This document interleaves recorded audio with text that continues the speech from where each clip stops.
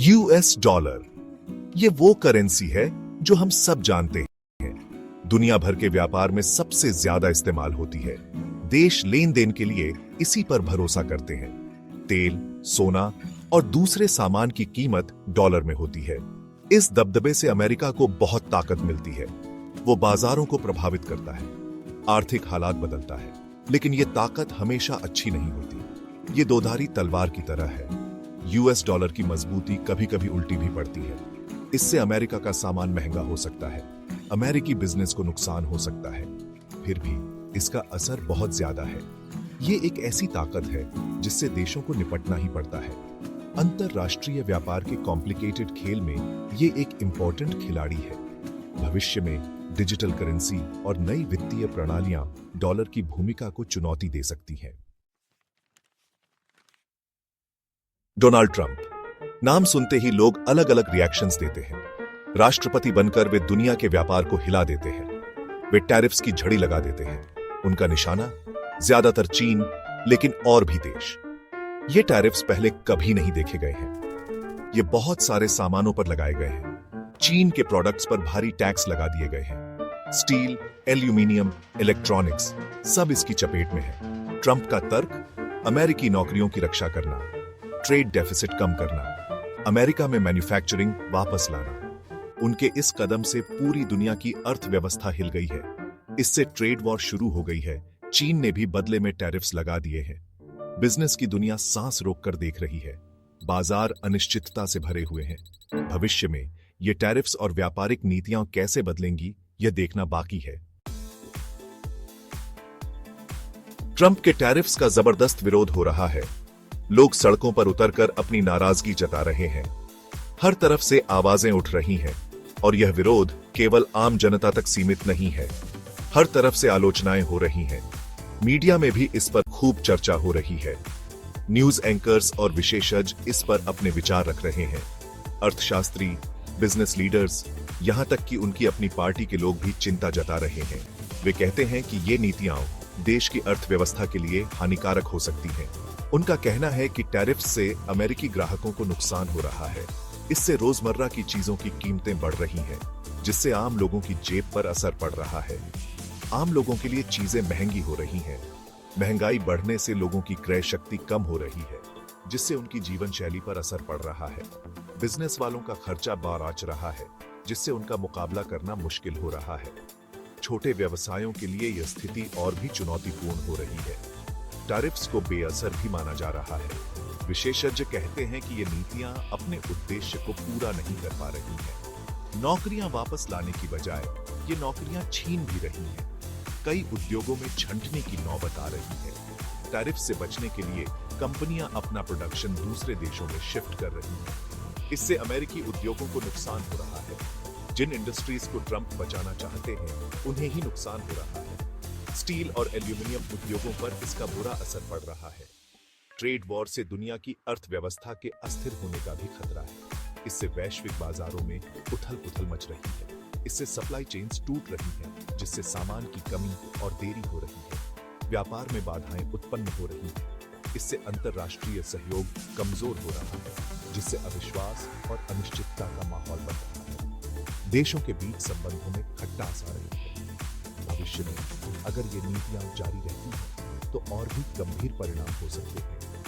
नई नीतियों और समझौतों की आवश्यकता हो सकती है, ताकि वैश्विक अर्थव्यवस्था स्थिर रह सके। अमेरिका और चीन, दो बड़ी आर्थिक ताकतें ट्रेड वॉर में फंसी हैं। टैरिफ्स और काउंटर टैरिफ्स का एक नाजुक खेल चल रहा है। दोनों पक्ष फायदा पाने की कोशिश कर रहे हैं। ट्रेड वॉर तेजी से बाराच रही है। टैरिफ्स लगाए जा रहे हैं, फिर बढ़ाए जा रहे हैं। बातचीत शुरू होती है, फिर रुक जाती है। बातचीत का लहजा तेज हो रहा है। अमेरिका चीन पर गलत व्यापार तरीकों का आरोप लगाता है। इंटेलेक्चुअल प्रॉपर्टी चोरी का, जबरदस्ती टेक्नोलॉजी ट्रांसफर कराने का, करेंसी में हेरफेर करने का। चीन इन आरोपों से इनकार करता है। वह अमेरिका पर प्रोटेक्शनिज्म और दादागिरी का आरोप लगाता है। ट्रेड वॉर के दूरगामी परिणाम हो रहे हैं। इससे दोनों देशों के बिजनेसेस और ग्राहकों पर असर पड़ी डेच रहा है। इसने दुनिया के बाजारों में अस्थिरता पैदा की है। इसने दोनों महाशक्तियों के बीच डिप्लोमैटिक संबंधों में तनाव पैदा किया है। भविष्य में यह ट्रेड वॉर और भी जटिल हो सकती है। दोनों देशों को समझौते की जरूरत है। सेक्शन 5, दुनिया भर में टैरिफ्स। ट्रंप के टैरिफ्स सिर्फ चीन तक सीमित नहीं है, दूसरे देश भी इसकी चपेट में आ रहे हैं, दोस्त और दुश्मन दोनों। जापान पर स्टील और एल्यूमिनियम पर टैरिफ्स लग रहे हैं। यूरोपीय संघ पर कारों और हवाई जहाज के पार्ट्स पर टैरिफ्स लग रहे हैं। नाफ्टा व्यापार समझौते का हिस्सा होने के बावजूद कनाडा और मेक्सिको को भी नहीं बख्शा जा रहा है। इन टैरिफ्स से खास दोस्तों के साथ रिश्तों में तनाव आ रहा है। इससे ग्लोबल ट्रेड वॉर की चिंता बारच रही है। ऐसा लग रहा है कि कोई भी देश ट्रंप की प्रोटेक्शनिस्ट नीतियों से बच नहीं पाएगा। दोस्त देशों पर टैरिफ्स को अक्सर राष्ट्रीय सुरक्षा के नाम पर सही ठहराया जा रहा है, लेकिन आलोचक इसे अमेरिकी इंडस्ट्रीज को किसी भी कंपटीशन से बचाने के तरीके के रूप में देख रहे हैं। भविष्य में ये टैरिफ्स ग्लोबल ट्रेड को कैसे बदलेंगे, यह देखना दिलचस्प होगा। क्या देश मिलकर काम करेंगे या और भी अलग हो जाएंगे? सेक्शन 6, पुराने टैरिफ्स की गूंज। टैरिफ्स कोई नई बात नहीं है। सदियों से देश अपने आर्थिक हितों की रक्षा के लिए टैरिफ्स का उपयोग करते हैं। इतिहास उनके इस्तेमाल और दुरुपयोग के उदाहरणों से भरा है। हर युग में सरकारें अपने उद्योगों को बचाने या राजस्व बढ़ाने के लिए टैरिफ्स लगाती हैं। कुछ लोग कहते हैं कि टैरिफ्स नए उद्योगों की रक्षा करने में मदद करते हैं। औद्योगिक क्रांति के दौरान कई देश अपने नवजात उद्योगों को विदेशी प्रतिस्पर्धा से बचाने के लिए उच्च टैरिफ्स लगाते हैं। दूसरे लोग प्रोटेक्शनिस्ट नीतियों के बुरे नतीजों की ओर इशारा करते हैं। उनका मानना है कि ये नीतियां अक्सर आर्थिक मंदी और गरीबी को बढ़ावा देती हैं। 1930 का स्मूथ-हॉली टैरिफ एक्ट एक चेतावनी के तौर पर देखा जाता है। यह वैश्विक व्यापार को बाधित करता है और आर्थिक संकट को गहरा करता है। इसने हजारों आयातित सामानों पर टैरिफ्स बढ़ा दिए, जिससे महामंदी में योगदान हुआ। व्यापारिक साझेदार भी जवाबी कार्रवाई करते हैं, जिससे वैश्विक व्यापार में गिरावट आती है। 1980 के दशक में अमेरिकी ऑटो इंडस्ट्री की रक्षा के लिए जापानी कारों पर टैरिफ्स लगाता है। यह कदम अमेरिकी कार निर्माताओं को बढ़ावा देने के लिए उठाया जाता है, लेकिन टैरिफ्स अमेरिकी कार निर्माताओं की ज्यादा मदद नहीं करते। इसके बजाय वे उत्पादन लागत बढ़ा देते हैं और प्रतिस्पर्धा को कम कर देते हैं। इसके बजाय ग्राहकों के लिए कीमतें भी आंच जाती हैं। उपभोक्ताओं को अधिक भुगतान करना पड़ता है, जिससे उनकी क्रय शक्ति पर असर पड़ता है। ये ऐतिहासिक उदाहरण टैरिफ्स के जटिल और अप्रत्याशित परिणामों को उजागर करते हैं। वे दिखाते हैं कि आर्थिक नीतियों के प्रभाव को समझना कितना महत्वपूर्ण है। ये याद दिलाते हैं कि ट्रेड वॉर्स में शायद ही कोई जीतता है। अंततः सभी पक्षों को नुकसान होता है और वैश्विक अर्थव्यवस्था पर इसका दीर्घकालिक प्रभाव पड़ता है। भविष्य में टैरिफ्स का उपयोग और भी जटिल हो सकता है। तकनीकी प्रगति और वैश्विक आपूर्ति श्रृंखलाओं के साथ देशों को नए तरीकों से अपने आर्थिक हितों की रक्षा करनी होगी। सेक्शन 7, भारत निशाने पर, मुश्किलों से निपटना। भारत की बढ़ती आर्थिक ताकत ग्लोबल ट्रेड टेंशन से अछूती नहीं है। चीन की तरह सीधे निशाना नहीं है, फिर भी भारत इसका असर महसूस कर रहा है। यूएस चीन trade war global supply chains को बाधित कर रहा है। यह दुनिया की अर्थव्यवस्था में अनिश्चितता पैदा कर रहा है।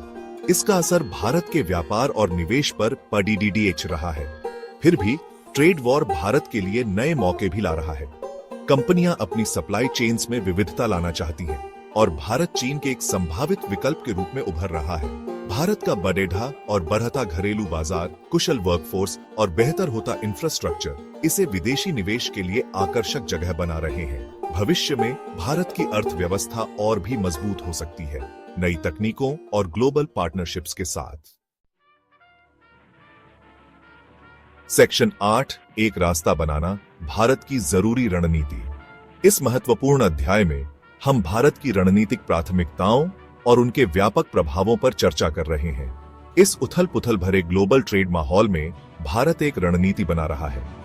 वैश्विक व्यापार में लगातार बदलाव और अनिश्चितताओं के बीच एक ठोस और लचीली रणनीति ही भारत को स्थिरता और विकास की ओर ले जा रही है।